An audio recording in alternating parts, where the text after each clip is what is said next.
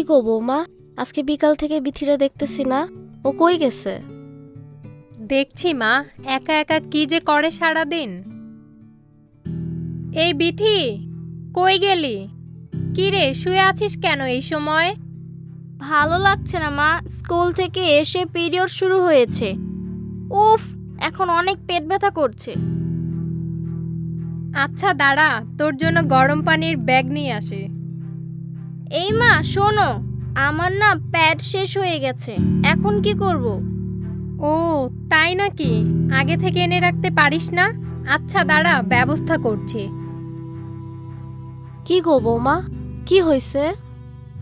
না মা, তেমন কিছু না, ওর মাসিক হইছে, তাই পেট ব্যথা।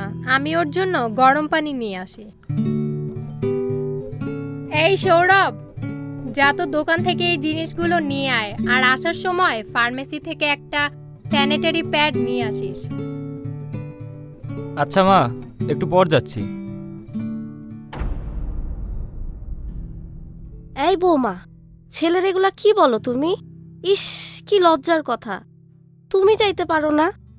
পুরুষ মানুষরে এসব কেনার কথা বলতে হয় নাকি? চুলায় তো রান্না বসানো, আমি কিভাবে যাব বলেন আপনি? আর এতে লজ্জার কি আছে? মাসিক তো সাধারণ বিষয়। সৌরভ তো ঘরের প্রয়োজনীয় অনেক কিছুই দোকানে আনতে যাচ্ছে, তখন তার বোনের জন্য স্যানিটারি প্যাড আনতেই পারে। আরে সব জিনিস আর এটা কি এক নাকি? মা শোনেন, মাসিক তো আপনার আমার সব মেয়েরই হয়, এটা তো লুকানোর বিষয় না। তাহলে লজ্জার কি? আর ছেলেদের এই ব্যাপারে জানা প্রয়োজন, তাহলেই তো তারা পরিবারের মেয়েদের মাসিকের সময় প্রয়োজনীয় যত্ন নিতে পারে।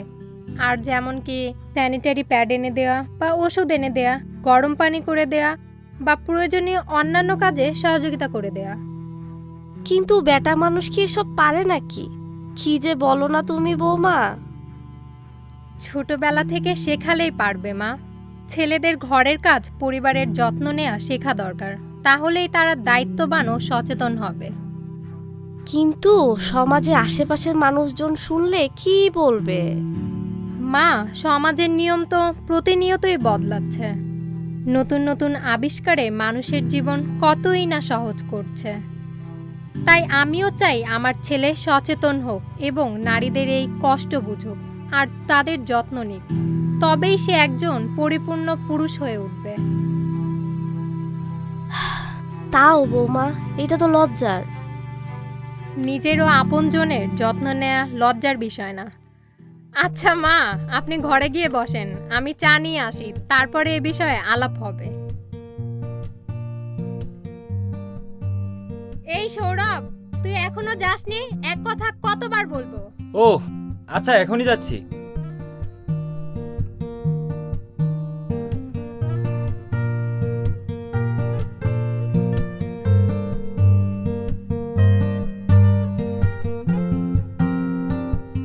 আমার পরিবার আমারই আপনজন, যত্নে রাখার এটাই কারণ। আয়োজনে রাইট হেয়ার রাইট নাও প্রকল্প, নাগরিক উদ্যোগ।